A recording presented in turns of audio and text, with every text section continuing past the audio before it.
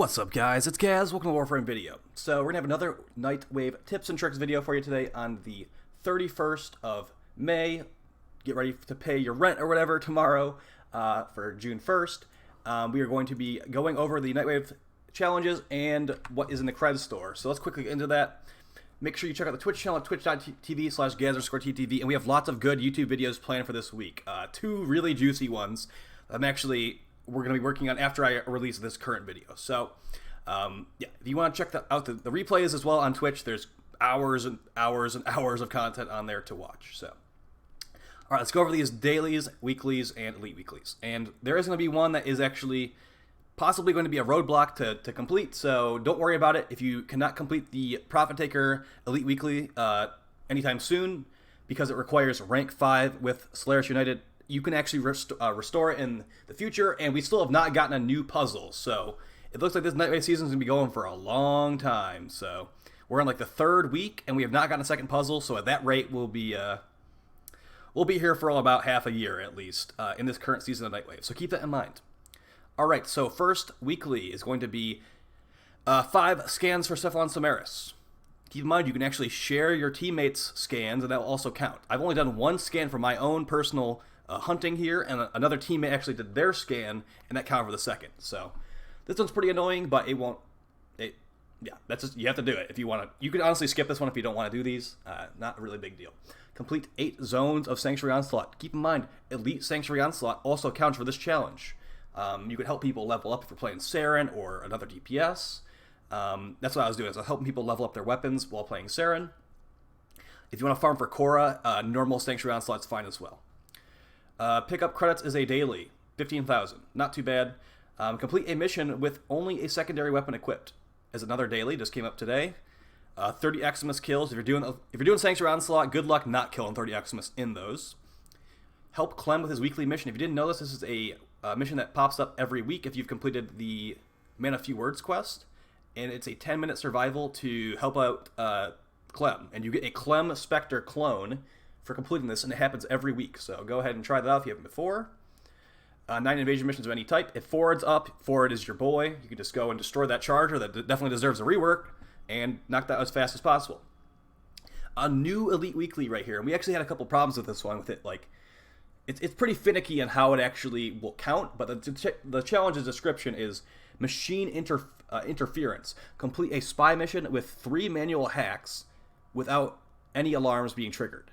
And those alarms are outside the vault, inside the vault. Basically, no alarms can be triggered, period. So invisibility frame is going to be your best bet. And just try to stay invisible the entire mission so there's not a single chance that the enemies will set off the alarms. So I did it on Wukong, and it was just like flying through, and I was like flying through enemies in the smoke cloud. It would actually make them set off the alarms still. So keep that in mind for that one. We'll also go over some other nuances on it in a little bit. And as I mentioned earlier, kill the Profit Taker. You have to have rank 5 with Solaris United to even get access to this. It's called, it's the Profit Taker Heist Bounties in the back room. So don't worry, it's a lot of grinding to get to this, and it's not really the end of the world since we'll have the Nightwave for so long. So don't worry about that. Moving on to the cred offering store. We actually have a pretty good cred offering store this week. Evergreen stuff at the top, Vauban parts, Orc Catalyst, and reactors. By the way, guys, these are a lot of Nightwave creds for what you're getting. They basically equates to 20 plat. I would say don't really buy these Orc Catalysts and reactors unless you're like super, super desperate, because farming for 20 plat is much easier than getting this amount of Nightwave creds. I'd say maybe spend your creds on Nighttime Extract, some helmets, or maybe even some Aura mods. So as far as good helmets this week, though, we have lots of good ones. The Equinox Klisturt helmet, really good. Revenant Vania helmet. If you play Revenant, you need this helmet, alright? He doesn't really have much Tenogen, and this helmet makes him look so much better than his default helmet. So definitely pick that one up if you're a Revenant player. I can't recommend it highly enough.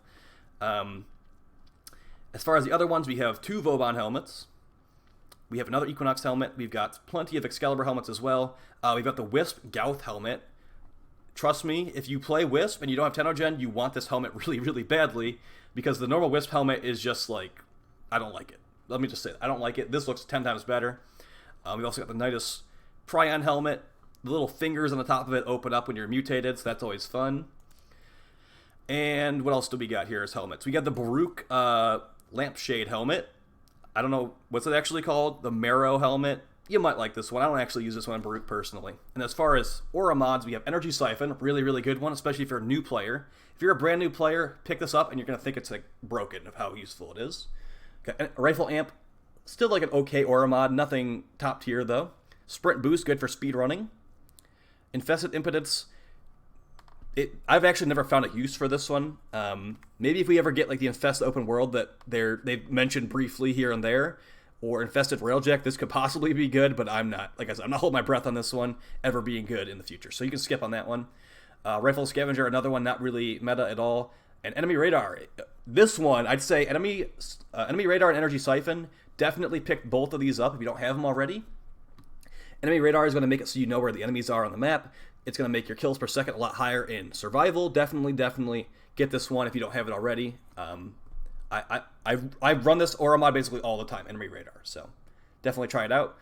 We have some skins as well, Cindo Manticore skin, Cindo Dagger Axe skin, Karak Desert Camo skin, and some other stuff. For Mastery Fodder, we have Dark Stored Blueprint. I don't remember how the stats in this thing are. Ooh, they're really... It has like no crit, but has good status chance. I'd say don't bother on that unless you need it for Mastery Fodder. Got a Wolf Beacon. I don't really think these are worth getting. They could be funny for memes. Like, maybe I'll buy one of these and just like unleash it at like level 4,000 or something and at long survival and just screw everyone over, but don't tell them I said that. The Heat Sword Blueprint. Another weapon that you can only get this from Nightwave, so, you know, maybe try it as a stat stick on Korra, because they're never going to nerf the ribbons on this thing. As far as new aura augment mods, we have Purifying Flames for Ember. Going to remove status effects from your teammates. Or rather, it doesn't seem to say it's going to remove them. It says, allies hit by the expanding ring will be granted 4 seconds of status immunity. So, for a support Ember build, I'm probably going to buy this just to try it out in the future, but I don't think that will be anything amazing. Now, one that does sound pretty good is Power of 3 for Ivara. So, what this is going to do, it's going to be giving you... you basically will shoot 3 arrows at once with your quiver. So, for example, 3 cloaking arrows, 3 sleep arrows, 3 dash wire arrows. But it will cost 20 more energy. So, I actually think this one sounds pretty useful. A bigger AoE on your sleep, but we'll see. Deceptive Bond for Loki basically makes it so your decoy takes half the damage that you would take, and vice versa. So if your decoy gets shot, you're taking damage while you're invisible. I don't think that one sounds very good, but, you know, we'll see. Definitely, I'm not looking forward to trying that one out if I do at all. Rumbled for Atlas. A bunch of people have made videos on this one already. It's absolute garbage. Would not recommend. Shrapnel rounds for the Marelock. So this one is going to actually give you a bunch of extra multi-shot, but remove damage from your build. So I would actually say this one is worth getting if you like the Marelock or the Vacor Marelock. So possibly try that out. And that's all I can tell you, really. That's a lot of extra multi-shot. And it only costs 10 points, so that's actually pretty good. Prism Guard for Mirage. 4 seconds of your prism following you around, and it's not going to be thrown out anymore, like flying around. So... sounds pretty bad. Only 4 seconds is basically no duration at all, and I would not recommend it, but, you know, there you go. So, going over the challenges a little bit more in depth. It's a pretty simple week, to be honest, but as I said, you can share scans with your teammates. If you've never done these scans before, you basically need to go to Cephalon Samaris. I'll actually go to the relay and show you. So, we're going to travel to Cephalon Samaris. There's a button over here. You click the miscellaneous button if you've already met Cephalon Samaris, and you can... fast travel there. Just be aware, he likes to get in your face, and he does not respect personal space at all. So, you're going to actually go in here and talk to him. After you complete the new Strange quest, he'll give you some daily scans. So, for example, I have some bombards. He's like, here, go find these bombards. I scanned 2 of them so far. One of them was from like a couple weeks ago. He'll give me some extra standing for Cephalon Samaris and some extra endo. If you already completed the 4 that he gives you for a day, or like 3 or 4 he usually gives you, let me out of here. You can actually go over here and set a personal target if you have these still available.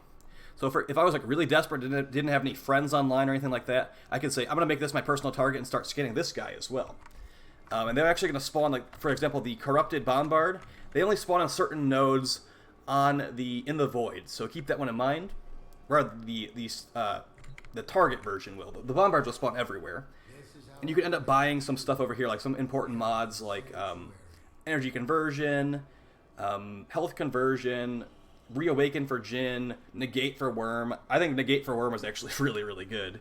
And things like that. So you can also get, like, if you accidentally screw up and get rid of some quest items like the Revenant Blueprint or the Garuda Blueprint, Nidus Blueprint, etc., etc., you can rebuy them here as well. But they take 100,000 rep. So as you can see, he will not leave me alone until I get away from him. So thank you very much. That's right, back off, buddy. And then going over the rest of these challenges. Elite Sanctuary Onslaught, this is going to also require the new Strange completion.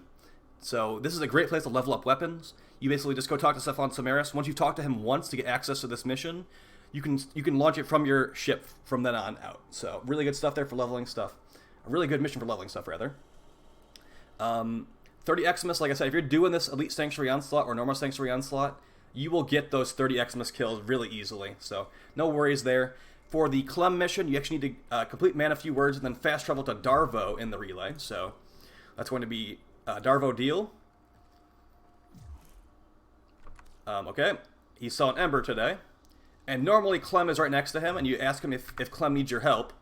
And then you can do the 10-minute survival mission to help out Clem. I've already done it, so that mission is not available to me. Moving on. So really, we're not going to have many really in-depth tips here today, just going to be telling you how to do these things. But here's a good tip right here. For Invasion, try to find the forward manifestation on the Invasion schedule. So, for example, I'm going to go to Navigation here. The Fist icon's the Invasions. And right here, well, actually, forward is gone. But basically, what forward is, it's a really easy boss fight that's going to be for the Infested. And if you maybe find, if forward's not available, try to do like a capture mission. So right here, this would be perfect. Support capture. Those go really fast. You need to do 9 of them. So do 9 of them, and just try to not waste a bunch of time because it can take a lot of time if you don't do the fast ones. So 9 is quite a bit, but that's what the challenge tells you to do. So there you go. And then going over the last couple here. For this, okay, so here's the thing for this spy one. We had some problems. So we did that as a 4-man team. I would definitely recommend doing this solo because if anyone sets off the alarm, it will actually make it so it doesn't work for the person that set off the alarm. But the other people that didn't set off the alarm will still get credit. So for example, we did a quick run through. I technically set off an alarm that was not in the vault itself because I was just running through with Wukong. 2 of the guys in our squad got this challenge completed. But me, who set off the alarm, I did not get it completed, even though everyone did manual hacks all the way through. Another thing, if you're using the auto hack Parazon mod that lets you do an automatic completion, that will actually count. It's actually called auto breach. That will actually count as a manual hack. So you can use this no problem. Besides that, it doesn't need to be any specific spy mission. So if you're trying to farm Ivara or anything like that, go wherever you need to farm Ivara for. But you can just do like the low level Grenier or Corpus spy mission, no problem. And as I said earlier, the Prophet Taker is going to be a roadblock for some people and might not be able to be completed anytime soon. So the amount of rep you can get from Solaris United scales with mastery rank. So yeah, like I said, don't worry about this one anytime soon if you don't have the rank for it. So I'm sorry to tell you that. That's just how it is. But at least once you get there, it can give you some good credits. It's an alternative to the index to farm this out. So that's basically going to be it for the video today, guys.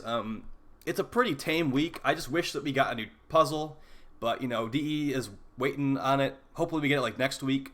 I do a stream. I do a stream every week before Nightwave resets, so we can try to see the puzzle right away and hopefully solve it immediately. But yeah, we're still waiting. So I'll talk to you guys next time. Like I said, really, really exciting videos this week. We're gonna have one on 2 really powerful frames. It's gonna be a shield gating video.